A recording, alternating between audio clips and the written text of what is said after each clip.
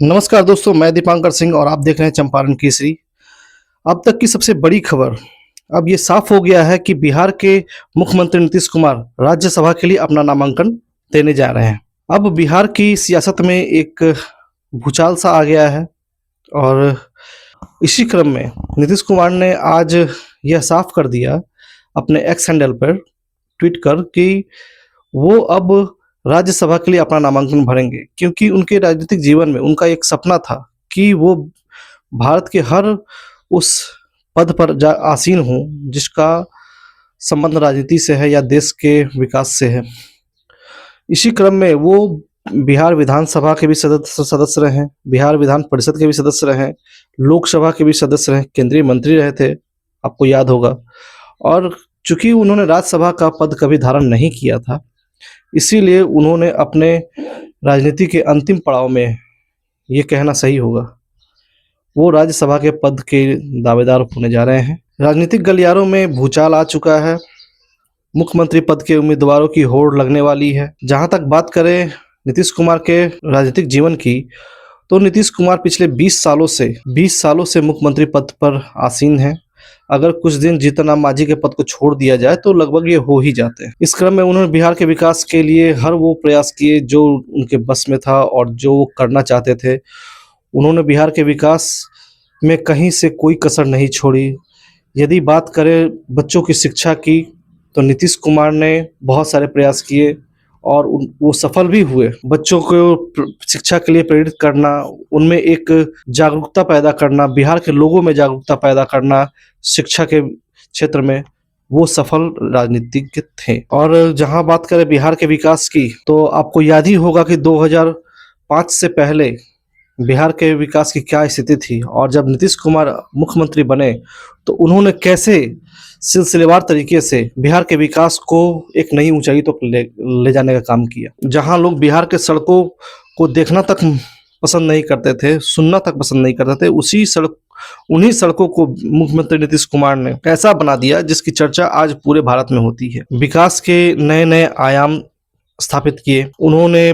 बंद पड़ी चीनी मिलों को और भी जो फैक्ट्रियां बंद हो चुकी थी उनको खुलवाने का काम किया। कई सारे हॉस्पिटल्स बनवाने का काम किया उन्होंने। उन्हीं के रीजन में आपको एम्स का विकास हुआ, पटना एम्स खुल चुका है, अब दरभंगा एम्स में काम हो रहा है, और कई सारी मेडिकल कॉलेजेस को स्थापना उन्होंने करवाया। हालांकि उनका जो सबसे राजनीतिक जीवन में अच्छा फैसला जो है वो शराबबंदी को लेकर माना जाता है, जिसके लिए उन्होंने निरंतर प्रयास किया और बिहार में शराबबंदी लागू की। और इस लागू होने के कारण बिहार में के युवा या बिहार के जो लोग हैं वो काम की तलाश में अपना समय व्यतीत करने लगे। पारिवारिक जो ताना बाना है बिहार का, उसमें शराबबंदी एक मील का पत्थर साबित होती दिखती है। जिस प्रकार आए दिन घरेलू हिंसा का शिकार महिलाएं हुआ करती थीं, और जिसके कारण बिहार के विकास में ये एक बहुत बड़ा पत्थर था, बहुत बड़ा रोड़ा था, उसको नीतीश कुमार ने बहुत हद तक साफ करने का प्रयास किया है। उन्होंने शराबबंदी में जीरो टॉलरेंस की नीति अपनाई और बिहार के हर क्षेत्र से शराबबंदी को अच्छे तरीके से लागू करने का प्रयास किया। उनके शासनकाल में प्रशासनिक स्तर में भी बहुत ज़्यादा सुधार हुए। प्रशासन द्वारा अब किसी भी काम को बहुत ही सही तरीके से करवाया जाता है। हालांकि कुछ विवाद रहे हैं। आप ये देखें कि प्रशासनिक स्तर पर जो काम ग्रामीण क्षेत्रों में हुए हैं उसकी सराहना जितनी भी की जाए वो कम है। अब पंचायती राज के द्वारा भी आप गाँव के विकास की अच्छी रूपरेखा देख सकते हैं। मनरेगा के विकास में भी उन्होंने बहुत ज़्यादा ध्यान दिया। इन सारी चीज़ों को करते हुए नीतीश कुमार ने अपना राजनीतिक जीवन मुख्यमंत्री के तौर पर बहुत ही शानदार बिताया है। भले ही वो पार्टी बदल के कभी किसी के साथ गठबंधन करे, कभी जदयू के भाजपा के साथ, कभी आरजेडी के साथ, लेकिन उनका एक ही मकसद रहा है, वो है बिहार का विकास। भाजपा जो अब है मुख्यमंत्री पद से जब नीतीश कुमार हटेंगे उस समय भाजपा क्या स्टैंड लेती है, किसे वो मुख्यमंत्री का दावेदार चुनती है।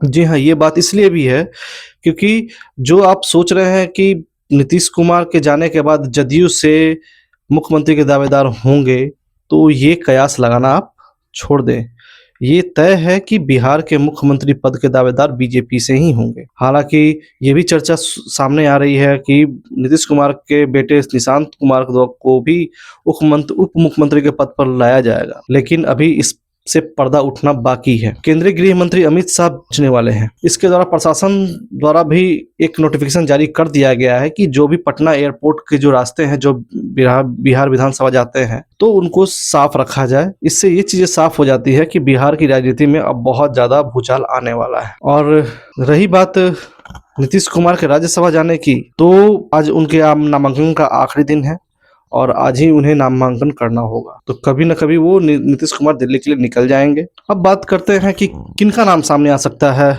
बीजेपी के वो कौन से उम्मीदवार हैं जो मुख्यमंत्री पद के दावेदार हो सकते हैं। सबसे पहला नाम तो सम्राट चौधरी का आ रहा है। विजय कुमार सिन्हा भी हो सकते हैं, मंगल पांडे भी हो सकते हैं, और भी बहुत सारे मंत्री हैं जो इस पद की दावेदारी कर सकते हैं। निर्णय पूरी तरह से भाजपा के गृह मंत्री अमित शाह पर निर्भर होगा कि वो मुख्यमंत्री का उम्मीदवार किसे घोषित करते हैं, और पूरे भाजपा को ये बात माननी पड़ेगी और वो मानते भी हैं।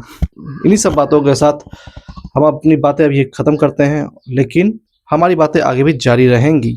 हमारे साथ बने रहिए। धन्यवाद।